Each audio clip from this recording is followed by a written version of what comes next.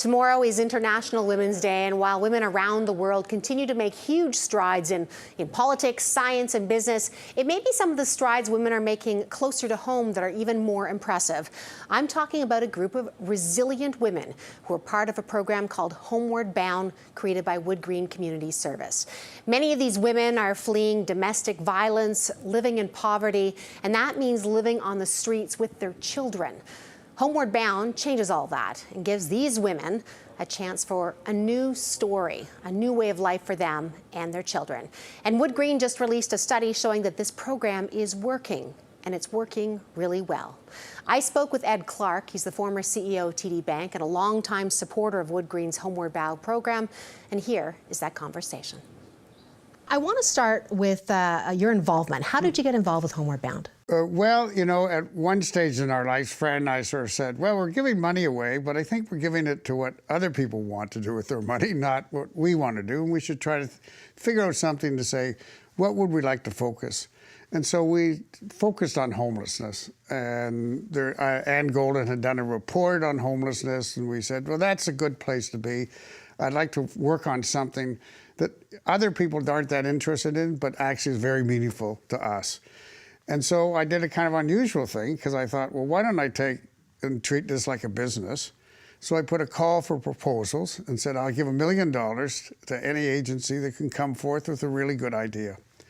And WoodGreen came forth, and they were clearly head and shoulders above everyone else. I mean, they have a great combination of a huge heart, but really great business skills. So they've got the discipline, but the big heart. And then they had a whole range of capabilities they could bring. And so fundamentally, they pitched the ideas, could we permanently get women who are in shelters, out of the welfare trap, and start their lives all over again? I want to touch a bit on that discipline you talked about, because I think, you know, it's one thing to want a problem to go away. It's another for them to actually say, here's the ingredients, for lack of a better word, to make it happen. What do they do?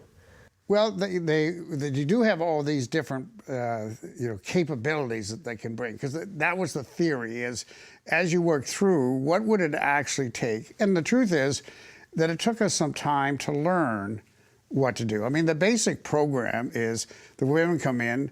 We built them very nice apartment building. We now have 2 of them. So they have a place to live. So they have a place to live that gave them an apartment that was better than what the welfare rent would ever normally paid for.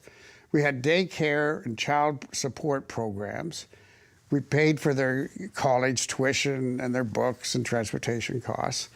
And then, you know, over time we learned, okay, but their kids also need tutoring, because they've often been moved around and they were falling behind in school, so then we've added that. So we keep modifying the program. And what's great about WoodGreen, I'd say, well, what about doing that? Oh, yep, we can do that. And so as we found things that made a difference to our success rate, they were able to adapt the program and supply it. At the same time, you know, they were very supportive of the women, but they also said, you got to play by the program here. If you're not going to invest in it, we're not going to invest in you. So they had that great combination. Yeah, a bit of accountability to go with. Here's the resources, and here's what we're asking at the same time. Exactly. You know, it's an incredible program, and every time I talk about this, even time I even read the brochure, I actually tear up. So my job at this conversation is not to tear up right now.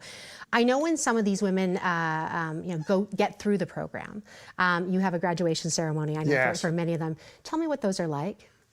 Well, you definitely tear up. I mean, everybody is crying as they go through this, because the women describe the journey that they went through.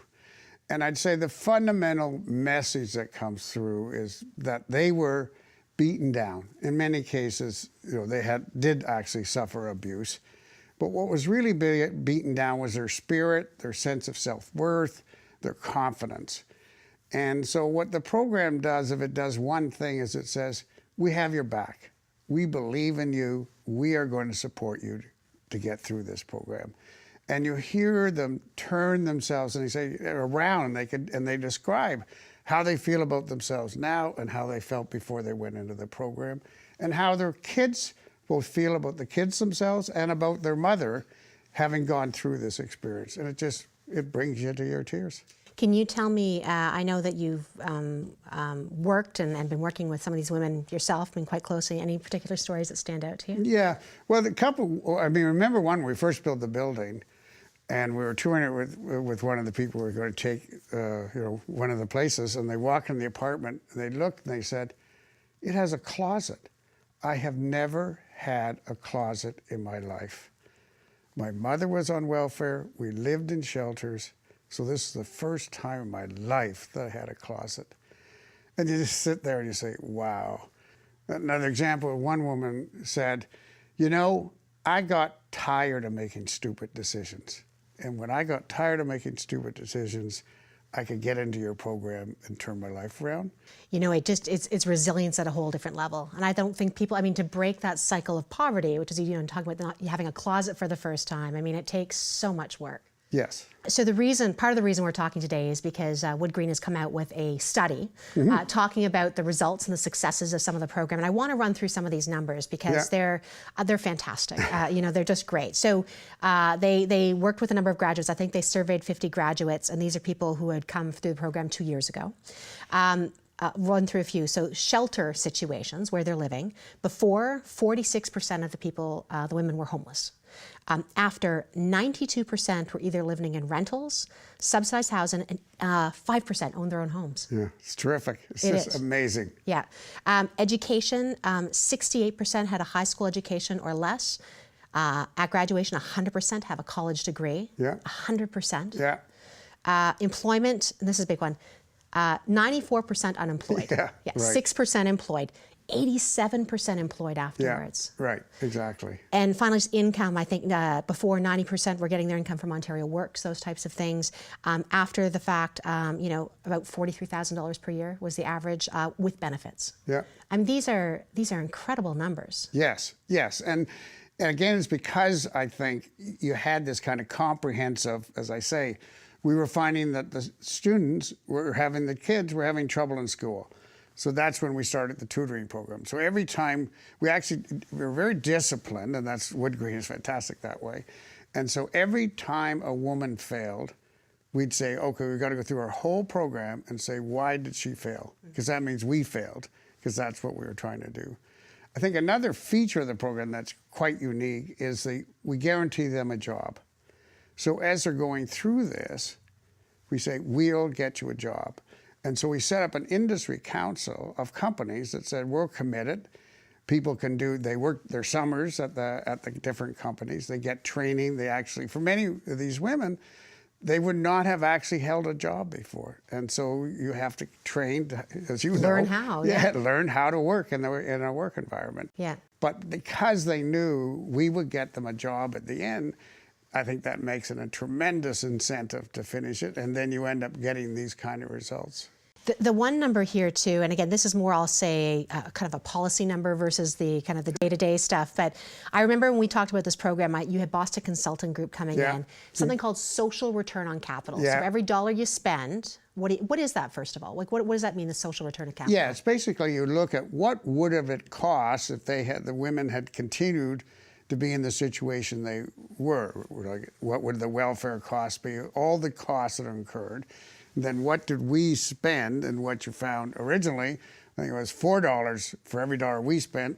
The government, in effect, got $4. Which is great. And now they're going to get $6. So as we've got better at doing the program and our success rates got better, we've increased that number by 50%. So I guess last question for you is, incredible program. Great results. You've had, I think it's 251 children go through, 394 children looking at the numbers. Yeah. And then you kind of see, okay, there's still, I saw there's 1,000 mother-led families in shelters in Toronto today still. Yeah. What do you want to see happen now? Yeah, so I think, first off, I think when Fran and I got into this, if we'd said, oh, you could change 650 lives, we'd say, that's pretty amazing. That is an unbelievable thing. But you're not curing world poverty, you're making a little dent. And I think what we were trying to do is to say, okay, this kind of regime can work. You actually can change people's lives in these ways. So we're hoping across the province that other people will say, well, why don't I get involved in this? Why don't we have a Homeward Bound in all the major cities in Ontario. And certainly for Homeward Bound, what I've said to WoodGreen, I'm certainly up to say, well, let's build another. Let's have a third building. Let's add and show that you can keep scaling this program up. Ed, thank you. Thank you. Well, it looks as though Ed Clark is getting his wish, as well as a whole lot of women as well. We have some good news. Bridget Chang Adaricio, who is the daughter of the late Raymond Chang, is committing $1 million, it's just coming out now, to Homeward Bound on International Women's Day to inspire investment from public and private sector into programs that are really truly breaking the cycle of poverty. Women investing in women on International Women's Day.